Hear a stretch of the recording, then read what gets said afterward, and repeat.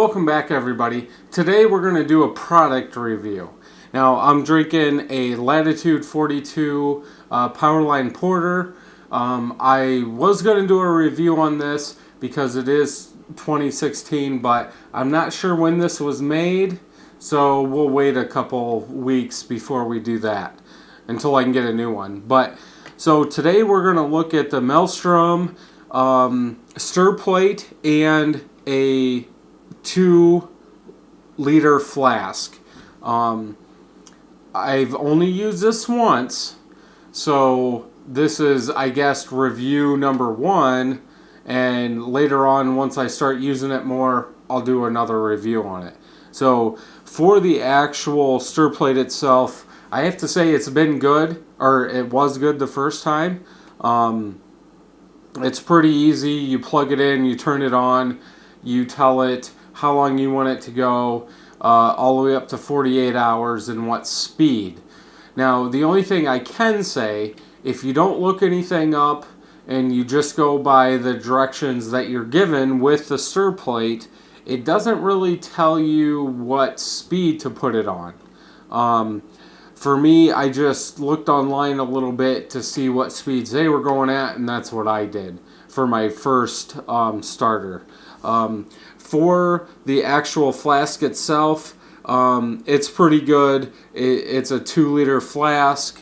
The only downside that I have is it also came with Cannon and Wort, 4 of them.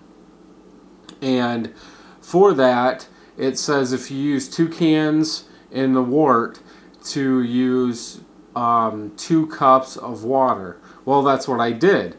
And I had a feeling, but I wasn't sure, so I just wanted to try it out. It did go over the top. The little foam thing that you get with it, the next morning after I started it, it was off, and I had yeast running down the sides. It wasn't big, but I still had yeast out.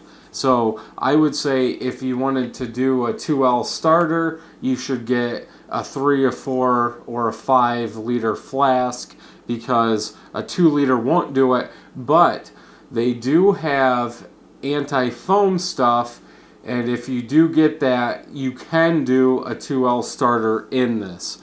Another downside that I found is the actual stir plate or the flask did not come with a magnet, which I think is ridiculous, because they give you the stir bar, but they don't give you a magnet to attach to the side when you're pouring your starter into the carboy. I would like to see that happen, but who knows if they will. I don't know why they don't. Maybe it's a shipping thing, but you do have your magnet on the actual stir plate. 2 of them right here. I doubt if you can see that, and I'll show some video of the speeds and all that stuff. But for the most part, I've been happy with it. It's worked. The first one that I did, the first starter that I did, I set it up for 24 hours and it worked, and it did get down, I guess, close to what I wanted. You'll have to see the review one on the half-price hood to actually see what the final gravity was on that. But for the most part, it did work. I did lose some wort or starter to this because I made a 2-liter starter and some of it came out. So I'm guessing that's why, because I did have yeast all over. But for the most part, so far so good.